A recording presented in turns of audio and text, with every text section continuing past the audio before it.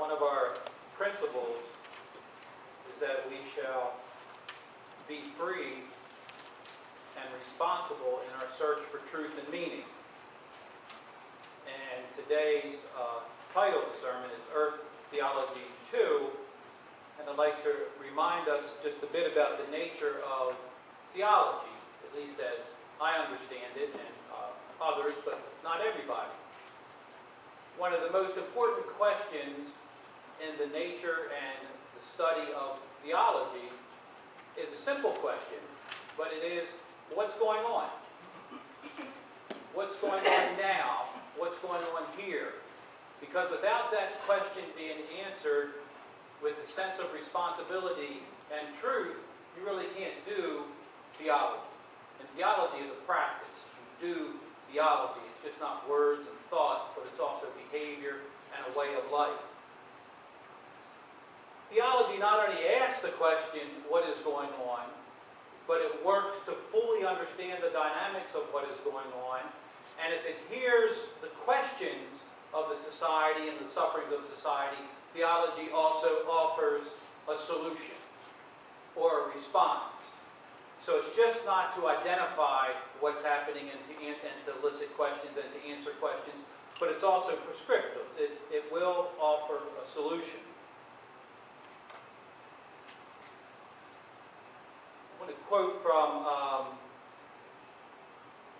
a book called Politics of Cruelty by Kate Mullet. And this is the first paragraph of her conclusion after talking about stories throughout history and around the world. Ultimately, as individuals, we are helpless before the state. The collective power of armies and governments, the voices that order us to halt in the street, or command that we push the buzzer and let them up the stairs.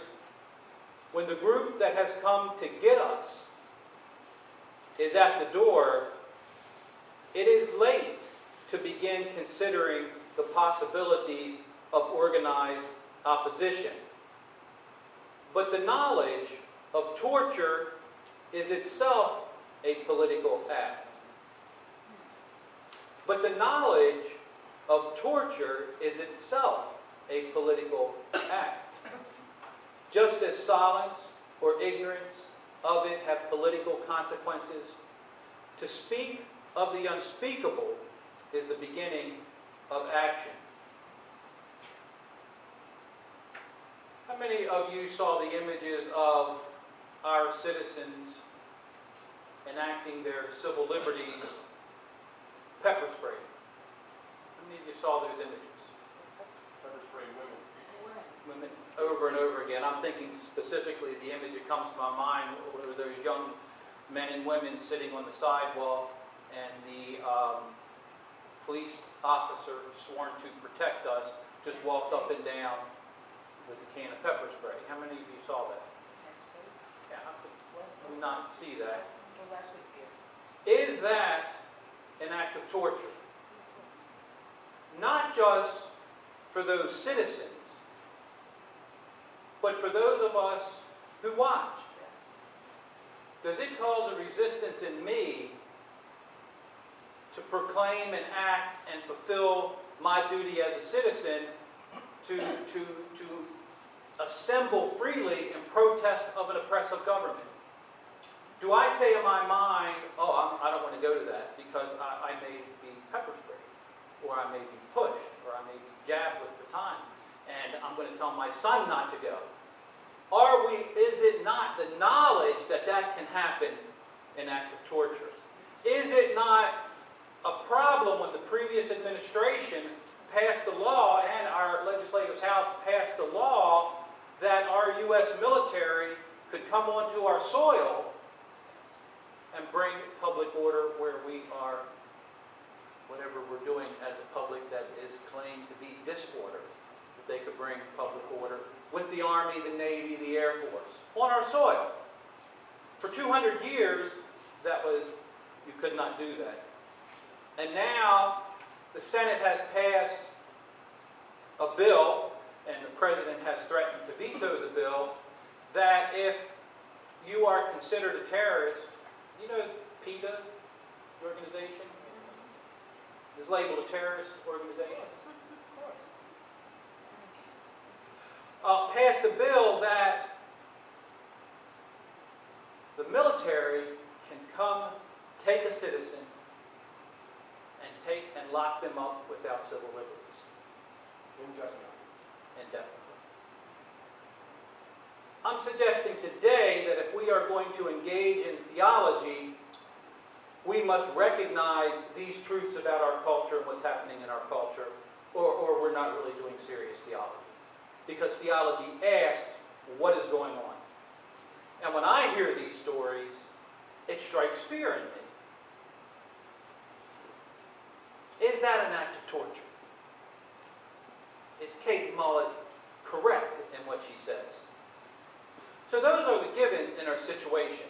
And as we talked about before in Earth Theology, when we were talking about Thomas Berry and Erich Fromm, and moving from the work of Erich Fromm, who describes our situation, he was writing in the 1930s, 40s, 50s, and 60s, and he describes that our culture is problematic in that it seems to be the themes of our culture is moving us toward conformity, that human beings become a commodity themselves, moves us toward that our culture seems to be destructive in nature, that we destroy, and so that's how he describes it, in the existential situation of us being isolated and alone and community breaking down.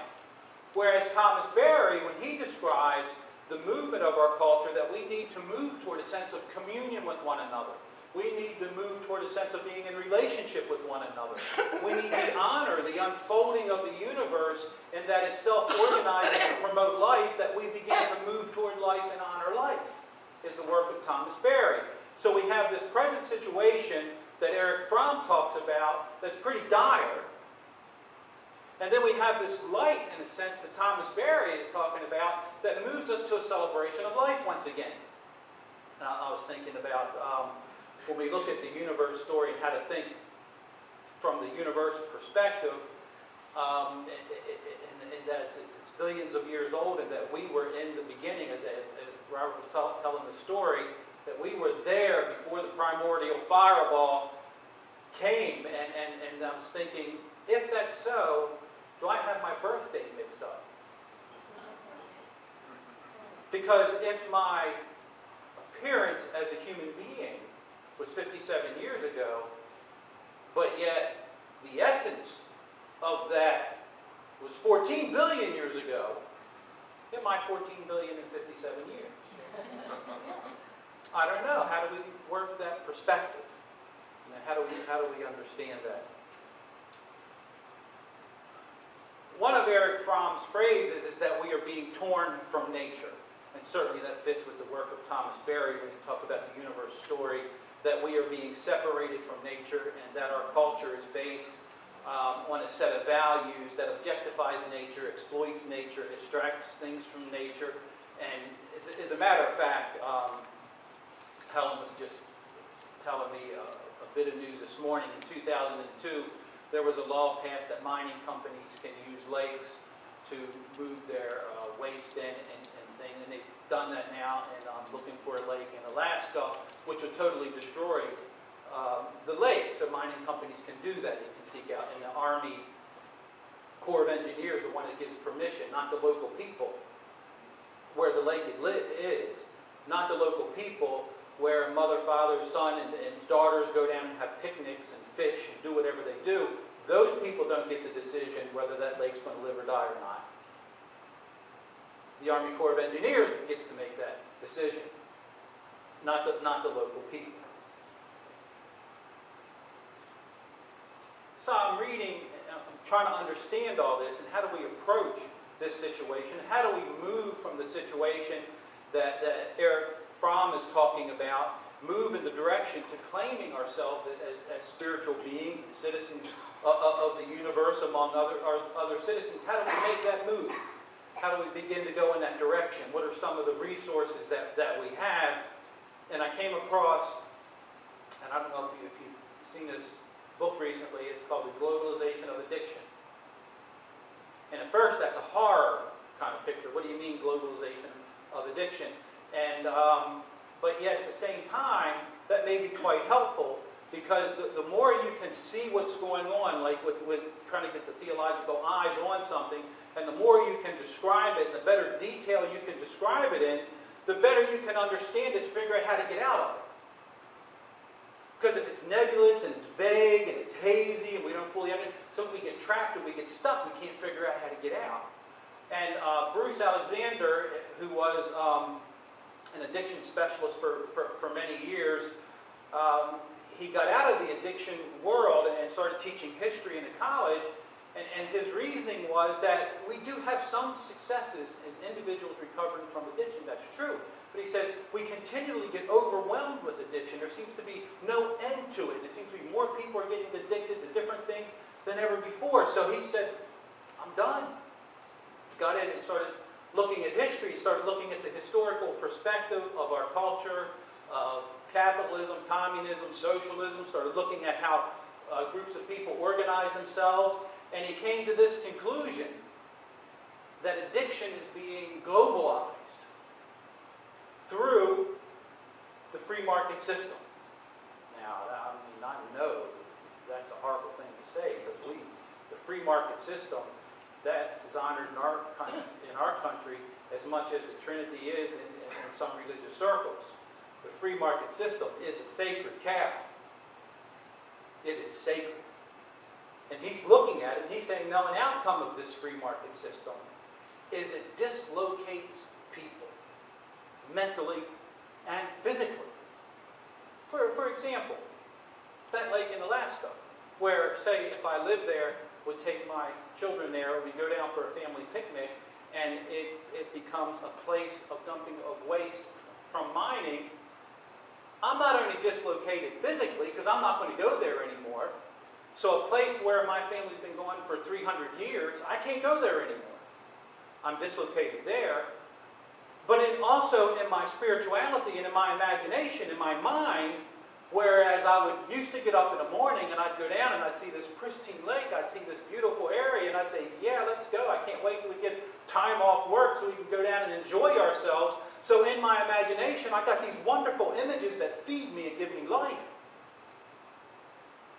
That's also gone. I'm also dislocated within myself. And what Bruce Alexander is saying is that that dislocation is central to all addictions. Because in that dislocation, we must somehow cope. He talks about us being torn from our family ties, from our traditions of pre-modern times. And when he says pre-modern times, he's talking about pre-industrial. And somehow in the industrial process, which we really take pride in, somehow he says that began this process of dislocation, which is the core of addiction.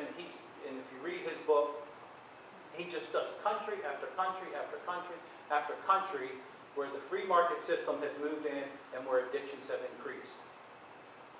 It's a symptom, according to him. And in reference to what Helen was sharing, so naturally I said, I wonder if we could get this guy to come to our church and talk to us about this and teach us. I emailed him. He said, sure. But he lives in Vancouver, so we have to figure out, President, we have to figure out how to get him from Vancouver. But there are people out there, like Helen said, that and it's not the first person that I've just said, hey, can you come and talk to us? And they said, for expenses. And so not everybody's out there who's greedy for a $10,000 fee. So this is our situation. We are in an addictive process, and it's not new. Many of you have read the codependent books. And you understand codependency, and you understand it, and you understand that. These were the early hints at this globalization of addiction.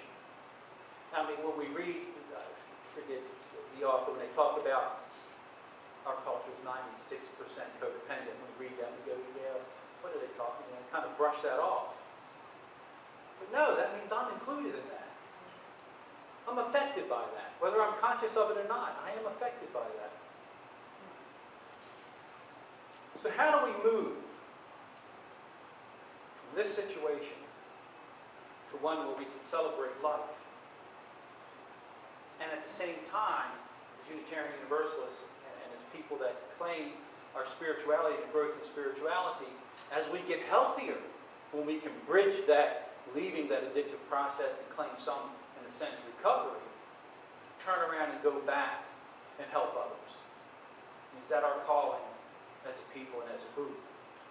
I think so, and we can certainly take hints from the 12-step movement, that the 12th step is to come back and help others who are problematic, and we can certainly take hints from the Buddhists, and they talk about bodhisattva, and they talk about, before you enter, in a sense, nirvana, you have a choice to come back and help others. And we can talk about the Christian faith, where you have in the teachings of Jesus in the Gospel of John, it says, and God's talking, and Jesus was sent into this world to lead us out of our oppression. So it's all through all kinds of religious histories, you have these figures who escaped the addiction and turn around and go back in, and the principle of the incarnation from. So how do we do that? And I'm going to say there are give just two ideas at this point. One is it's an imaginative exercise, and I call it, we did the chakra workshop yesterday, which was great. We learned, in chakras they have the colors, and you imagine the colors, and that kind of thing. But we also learned that sound can replace the colors. So when you meditate, you just don't have to look at color. You could let that go into the sound. So we learned lum, yum, and rum, and and it was really very helpful because it was an odd kind of thing, because it sent the vibration through it. It was like loosening up the mind and loosening up the imagination. So it was quite helpful. The 10 people or so that came to that talked about it because we matched memories and healing memories with that. They were grateful, and good things happened. And as I was doing that, I remembered this one particular technique that I have found helpful and used throughout my work. It's called a feeling tracer. A feeling tracer works like this. You're having an interaction with somebody, or you're watching television, you find yourself screaming at the television. It may occur periodically. But what's going on is you're having a reaction. And it's not a pleasant reaction. And it's a reaction you would rather not have. And if this overall addiction process is true, and there's something to that, and I'm just learning about it, that means my emotional pattern, that means my reactions, actually may be congruent with this addictive process. I mean, if I'm in it and I'm not out of it yet, then my inner world is structured by it. That means my emotional life is structured by it, because I'm in it. So what a feeling tracer does is I have this reaction, or if I'm with my partner or family member and we get in a big fight, and 5 minutes later I think, no, I don't like this, because I know it's going to take 2 days for it to be better. And I know I'm going to live in isolation and misery within myself. I don't know if you've ever had that. I thought it did. All eyes. And so my reaction, or my narrow focus to try to make what I'm saying right. Did you ever know that being right is very costly in relationships? The need to be right. Yeah. Right. It's very costly in relationships. Well, that need, maybe that's related to this addictive process. So I have this feeling that comes up in me. Okay? What I can do, rather than feel horrible and then do whatever I might do or you might do to cope with that horrible feeling, which is congruent with addiction, maybe. I take a breath, separate myself from that, kind of step out of my history the best that I can to kind of watch my narrative out here. And I just ask the question, where else have I ever had that feeling? Where else have I ever had that feeling? Or where else did I ever have that group of feelings? and I begin to run that through my history. And as I run that through my history, I can get a sense that part of my personality structure, part of the themes of my life, a particular theme in my life is set up to nurture those negative feelings. And I can do that, and I can look at that, and I can begin to understand that. Oh my God. I've been living with that particular feeling process since I was 10 years old. When my parents divorced. When this happened in my life. When that happened in my life. And I've been nurturing it, not necessarily consciously, but I've been nurturing it because it's still within me. So that's a way to begin to take care of our inner world, is to pay attention to what's going on inside of us. From the work of Christopher Bolus, I think it's a beautiful way he puts it. And he's talking about narcissism and anti-narcissism, and I quote this from him. He says, most of us have this positive self-love, which maybe, I don't know, but he says that the ongoing, non-idealized, but loving catharsis of one is an essential feature in ordinary narcissism. And what he means by that non-idealized self-love is that it's not this hope for self-love. It's actually a relationship with ourselves in which the feedback that we give to ourselves is loving. So I had that fight. I realize I'm responsible for it because of my reaction. Rather than judge myself and berate myself and injure myself all over again and shame myself, which only repeats the cycle, there comes a forgiving attitude, a caring attitude for myself. If one of the salient features of mature love is a true knowledge of the love object, well, in this relationship, it's me. It's my consciousness working with myself. It's knowing that is a knowing that is informed by a sense of many aspects of the other. That's kind of an odd thing, but when you're dealing with psychoanalysts, they write kind of odd, because here I am in my imagination, it's referring to myself as the other. That's odd, but at the same time, if I'm talking to myself in my imagination, and in an odd way, there's two of them. Or three, or four, or five.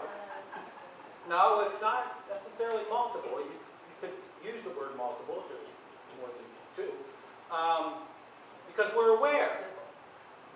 We're more aware of what's going on inside, of us, and the more we grow spiritually, the more we become aware. So what he's saying is that to move toward this self-love, to move toward this self-care, I have to know the parts of myself and all of who I am. Now, I've been in codependent groups, counseling groups, and along the way, as odd as it may seem again, talking about our inner world, I discovered parts of me that I did not know. I don't know how aware you are with that. But I also had to take the journey of that inner exploration to do that. But that's mostly the realm of spiritual growth and spiritual journeys, is to go inward to make those discoveries. And if you remember the story of Buddha just before his move toward enlightenment, some of the last words that he spoke, and he's meditating, and he's in his inner world, he's meditating, and he says, "I see you, jailkeeper. I see you, jailkeeper." And this is just before he breaks out of his jail. See, so here's Buddha in there talking about the other, that he did not know it was there.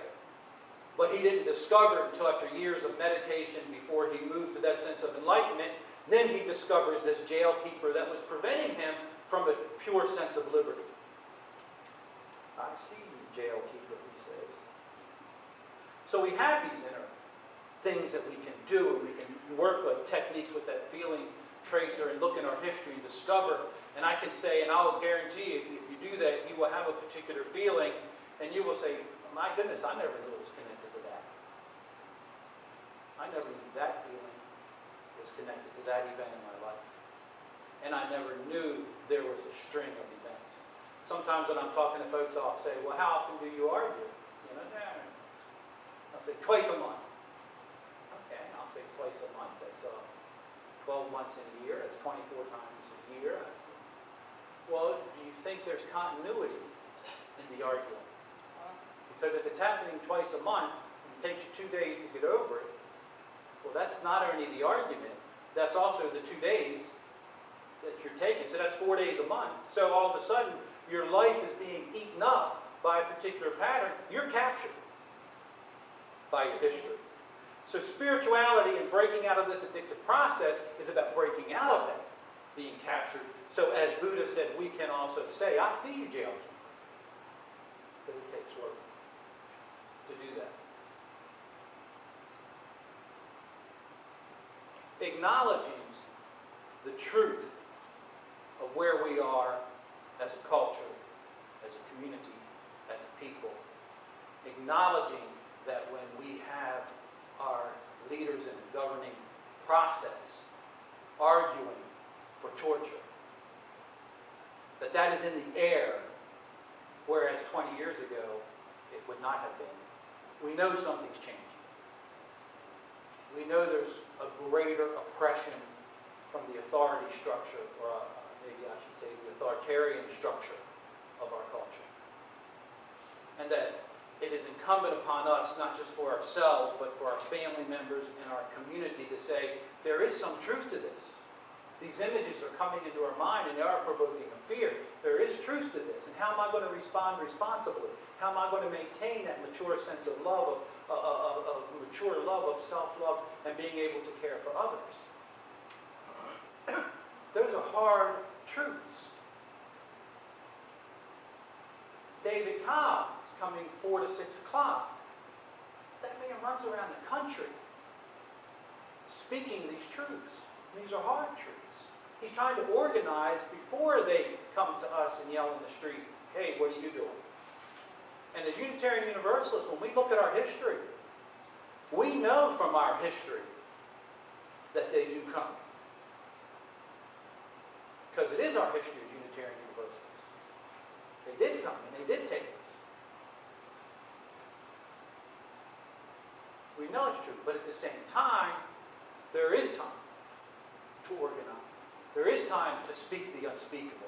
There is time to say that images of torture and oppression and pepper spraying are put into our consciousness that's having an effect on us, and we need to push that out so we can think clearly rather than respond in fear and get tighter and try to control ourselves and keep ourselves safe, so that when that buzzer's rang, we have to let them up, as I was reading. This is the time to speak things we dare not speak. This is the time to go into our inner world and figure out how to love ourselves better when the world's getting tighter, so we can create space for ourselves. Let's claim that space. Let's claim ourselves. Let's love ourselves. And let's speak the truth as we see it.